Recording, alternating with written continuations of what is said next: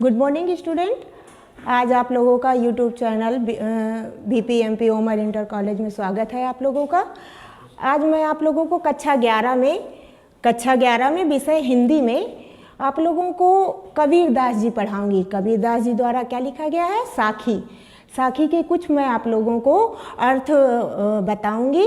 और सबसे पहले मैं कबीरदास जी का आपको अर्थ पढ़ने से पहले कबीरदास जी का मैं आप लोगों को छोटा सा संक्षिप्त जीवन परिचय बताऊंगी और आप लोगों को बताऊंगी कि साखी है क्या। जो कबीरदास जी ने अपनी रचना की साखी के अंतर्गत उनकी साखी, शबद, रामायणी 3 रचनाएं आती हैं, जिनको मैं आप लोगों को बताऊंगी कि किस प्रकार से ये रचनाएं की गई और किसको आधार मान करके कबीरदास जी ने ये रचनाएं लिखी। सबसे पहले देखिए गौर से बच्चों, ध्यान दीजिए।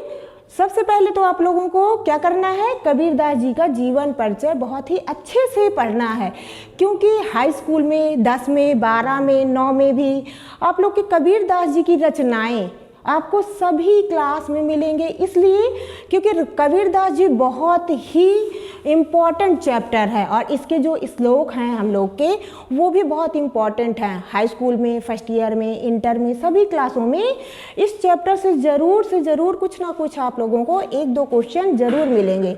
इसलिए आप लोगों को ये चैप्टर आप लोग को बहुत ही ध्यान से पढ़ना है और समझना है। ध्यान दीजिए। देखिए कबीरदास जी का संक्षिप्त परिचय, संक्षिप्त मीन्स छोटा करके मैं आप लोगों को, कि आप लोग का समय न ज़्यादा लेते हुए मैं आप लोगों को उनका छोटा परिचय बता रही हूँ। कबीरदास जी का जन्म कब हुआ? जन्म सन 1398 ईस्वी में कबीरदास जी का जन्म हुआ था। अब किस स्थान पर हुआ था? कबीरदास जी का जन्म काशी में हुआ था, जिसको हम लोग क्या बोलते हैं? वाराणसी भी बोलते हैं। अब इनके गुरु कौन थे? इनके गुरु थे रामानंद। अब रामानंद जी इनके गुरु कैसे बने, इस पर भी बेटा एक कहानी है। कबीरदास जी ने क्या सोचा रामानंद जी के बारे में, उनकी रचनाओं के बारे में, उनके जो उनका हाव भाव था उसके बारे में उन्होंने बहुत सुना हुआ था। तो कबीरदास जी को ये था कि मुझे अपना गुरु बनाना है, तो किसको? रामानंद जी को बनाना है। कबीरदास जी एक बार गए रामानंद जी के पास और उनसे कहा कि मैं आपको अपना गुरु बनाना चाहता हूँ, लेकिन रामानंद जी ने उनको मना कर दिया। इससे कबीरदास जी का मन हताश हो गया। उन्होंने सोचा कि नहीं, मुझे चाहे जो करना पड़े लेकिन मैं अपना गुरु तो रामानंद जी को ही बनाकर रहूँगा। इसके लिए उन्होंने एक आइडिया सोचा, दिमाग लगाया, क्योंकि रामानंद जी क्या करते थे? रामानंद जी सुबह 4 बजे गंगा स्नान करने के लिए जाते थे। कबीरदास जी ने सोचा कि क्या ना हो मैं यहीं पे जाऊं और यहाँ पे रामानंद जी से मैं मिलूं। कबीरदास जी जब रामानंद जी सुबह स्नान करने के लिए गंगा तट पर जाते हैं तो सीढ़ियों पर लेट जाते हैं। सुबह का समय रहता है, रामानंद जी को ये नहीं दिखाई देता कि सीढ़ियों में कौन है। कबीरदास जी सीढ़ियों में लेटे हुए थे, कबीरदास जी के ऊपर उनका पैर पड़ जाता है तो रामानंद जी के मुंह से निकलता है राम। उस राम शब्द को ही उन्होंने अपनी रचनाओं में अपना गुरु मंत्र मान करके उस राम शब्द को ही अपने में समाहित कर लिया। अपनी सारी रचनाओं में निर्गुण निराकार राम का जो स्वभाव था, उनका जो नेचर था, उस पर उन्होंने अपनी रचनाएं लिखी। जो राजा दशरथ के पुत्र राम थे वो नहीं, उन्होंने निर्गुण निराकार ब्रह्मा की उपासना की। अब आगे उनकी पत्नी का क्या नाम था? कबीरदास जी की पत्नी का नाम लोई था। पुत्र का नाम, उनके दो बच्चे हुए। पुत्र का नाम था कमाल और पुत्री का क्या नाम था? कमाली। ब्रह्म का स्वरूप क्या था? उन्होंने किस तरह की रचनाएं लिखी थी? जो उन्होंने धारणा, जिसको सोचकर उन्होंने अपनी रचनाएं, अपने लेख लिखे थे, वो निर्गुण भक्ति शाखा के उपासक थे। भाषा इनकी क्या थी? भाषा इनकी साधुकड़ी और पंचमेल खिचड़ी। इसका अर्थ क्या है बेटा? क्या था? कबीरदास जी साधुओं की भांति इधर उधर, इस देश से उस देश में, इस शहर से उस शहर में भ्रमण किया करते थे, जिससे उनकी भाषा में कई क्षेत्रों का प्रभाव पड़ा था और उनकी भाषा जो थी वो पंचमेल हो गई, सभी भाषाओं का मिक्सअप हो गया। इसलिए उनको क्या कहा गया? पंचमेल खिचड़ी। और ये पंचमेल खिचड़ी किसने कहा इनकी भाषा को कबीरदास जी की? श्याम सुंदर दास जी ने इनकी कबीरदास जी की भाषा को पंचमेल खिचड़ी का नाम दिया। साधुकड़ी भाषा रामचंद्र जी ने इनकी भाषा को साधुकड़ी भाषा की संज्ञा दी थी। शैली इनकी उपदेशात्मक, अनुभूति व्यंजक और खंडनात्मक है। इनकी मृत्यु कब हुई थी? इनकी मृत्यु सन 1518 ईस्वी में हुई थी। साहित्य में इनका स्थान, ये संत काव्य धारा के यानी निर्गुण काव्य धारा के प्रतिनिधि कवि माने जाते हैं। अब इनकी जो जीवन परिचय है, मैंने आप लोगों को संक्षिप्त जीवन परिचय बताया है, एक बार मैं आप लोगों को थोड़ा सा डिटेल से बता रही हूँ, समझा रही हूँ। कहते हैं हमारे समाज में एक प्रथा प्रचलित है कि यदि किसी के भी विवाह के पहले कोई बच्चा होता है तो उसको लोग थोड़ी सी हीन दृष्टि से देखते हैं। तो कहा जाता है कि एक ब्राह्मणी थी जिसने कबीरदास जी को जन्म दिया था और उन्होंने लोक लज्जा के कारण इनको लहर तारा नामक तालाब पर छोड़ दिया था, जहाँ पर जुल्हा दंपत्ति ने इनको देखा। उनका नाम क्या था? नीरू और निम्मा था उनका नाम। उन्होंने क्या किया कि उन्होंने इनको ले लिया और इनका पालन पोषण यानी कि जुल्हा दंपत्ति ने किया। उनके कार्य का इन पर काफ़ी प्रभाव पड़ा। उन्होंने भी उनके ही जो क्रियाकलाप थे उनको अपनाया, उनके व्यवसाय को अपनाया।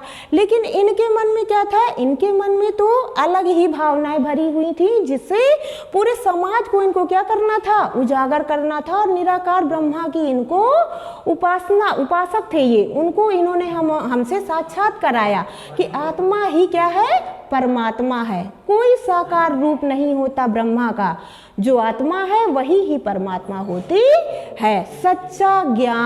सच्चा ज्ञान ही हमें परमात्मा के साक्षात्कार दर्शन कराता है और वही हमें उनसे परिचित कराता है।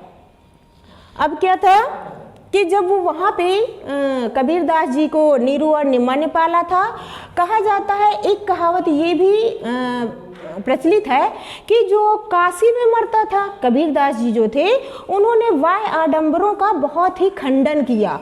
तो पहले क्या था कि ये भाव लोगों के अंदर प्रचलित था कि शायद जो काशी में मरता है उसको स्वर्ग प्राप्त होता है और जो मगहर में मरता है उसको क्या? नरक प्राप्त होता है। इस खंडन का विरोध करने के लिए अंतिम क्षणों में कबीरदास जी काशी को छोड़कर मगहर चले जाते हैं और मगहर में भी उनके उनका जो देवासन होता है लास्ट में, वो वहीं पे उनकी मगहर में ही मृत्यु होती है।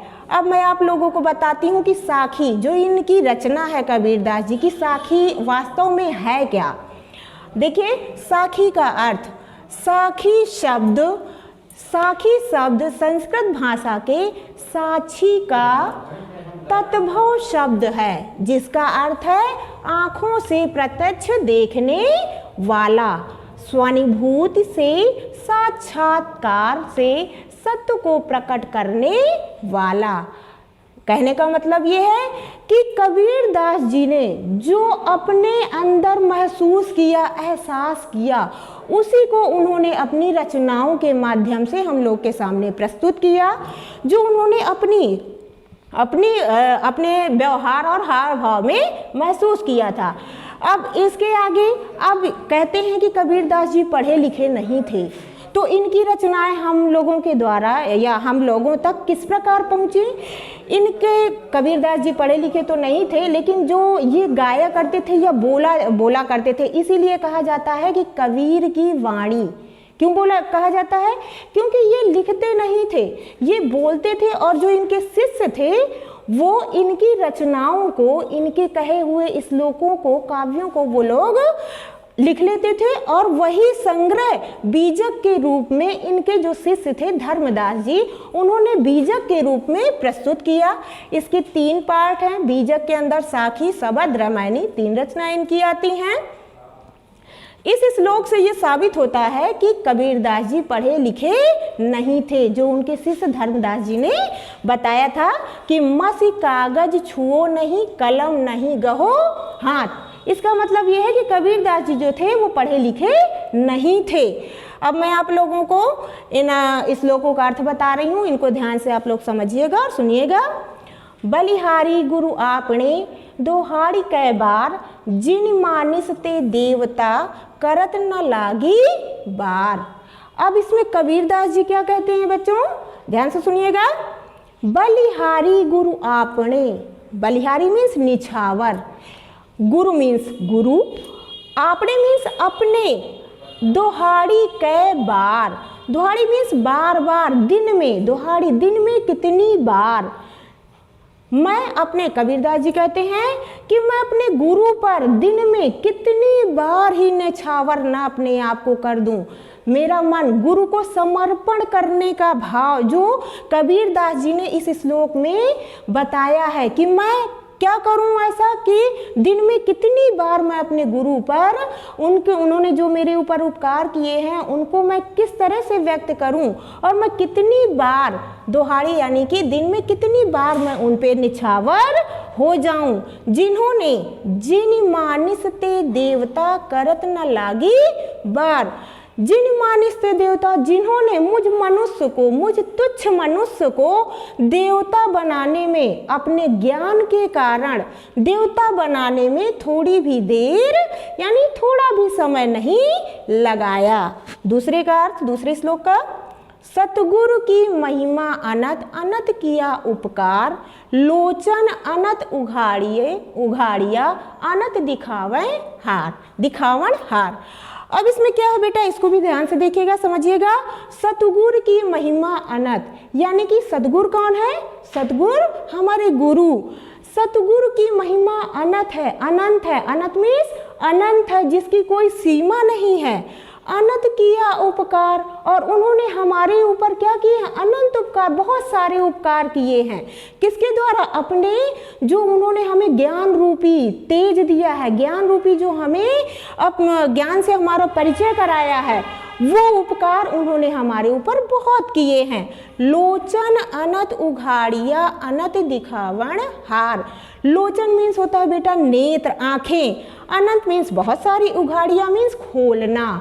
उन्होंने जो संसार में ये भाव रूपी, ये सारे अज्ञान रूपी जो भी भाव, जो भी चीज़ें भरी हुई हैं, उनसे हमें क्या कराया है, हमारी आँखों को खोल दिया है और उन सभी बंधनों से हमें मुक्त कराया है। अनंत दिखावन हार, और अनंत दिखावन हार, और हमें उन्होंने परमात्मा, साक्षात परमात्मा के दर्शन करवाए हैं।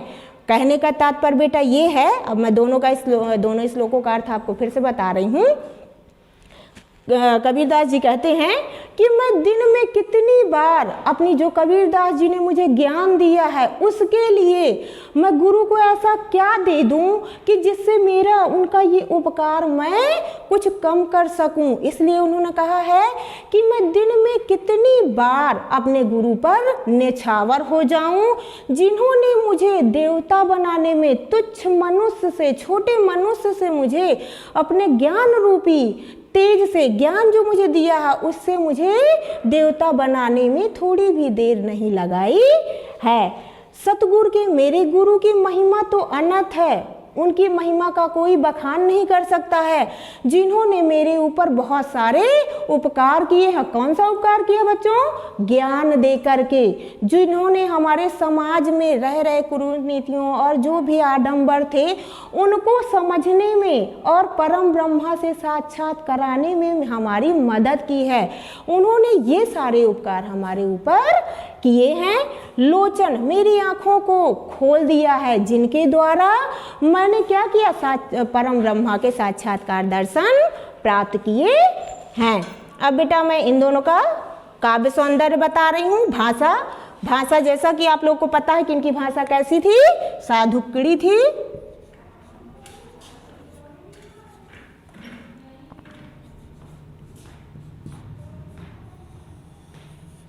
भाषा क्या थी इनकी, साधुक्कड़ी थी।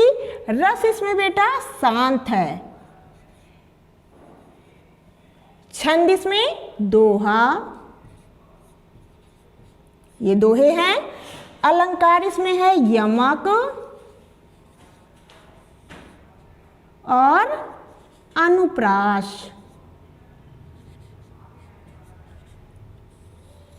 यमक क्यों है?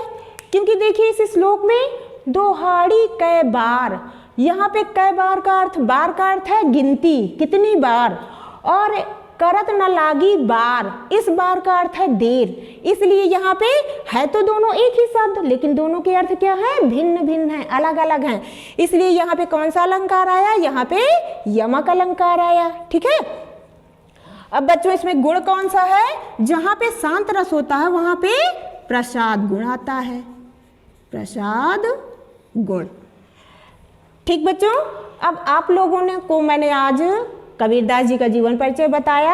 आप लोगों को समझ में आया हो, अच्छा लगा हो तो हमारे चैनल को जरूर सब्सक्राइब कीजिए। ठीक है, धन्यवाद। अगले श्लोकों का वीडियो मैं आप लोगों को अगले वीडियो में भेजूंगी। ठीक है, धन्यवाद।